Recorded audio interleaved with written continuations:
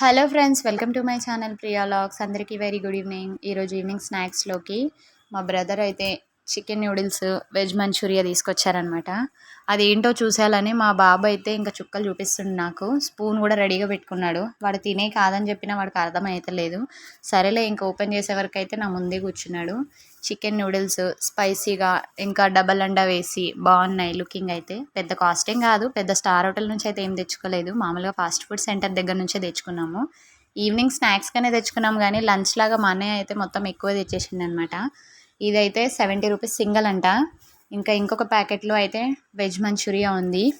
ఇక్కడ టేస్ట్ అయితే బాగానే ఉంటుంది, మాకైతే నచ్చుతుంది అనమాట. ఈవినింగ్ మేము ఎప్పుడైనా మంచూరియా, చికెన్ నూడిల్స్ ఇట్లాంటివి అయితే ఇక్కడే తింటాం. ఇంకా ఒక ప్లేస్ ఉంటుంది రెడ్డిస్ కిచెన్ అని, అక్కడైతే ఇంకా సూపర్ వండర్గా ఉంటాయి అనమాట, కానీ కాస్ట్లీ అక్కడ. ఇంక ఈవినింగ్ స్నాక్స్లోకి అంత కాస్ట్ ఎందుకులే అని చెప్పేసి ఇక్కడే అడ్జస్ట్ అయిపోయినాము. వేడి వేడిగా వెజ్ మంచూరియా స్పైసీగా సూపర్గా ఉంది. ఇంకా లెమన్, ఆనియన్ యాడ్ చేసుకుంటే చాలా బాగుంటుంది. మీలో ఎంతమందికి నూడిల్స్ మంచూరియా ఇష్టమో కమెంట్ సెక్షన్లో కమెంట్ చేయండి ఫ్రెండ్స్.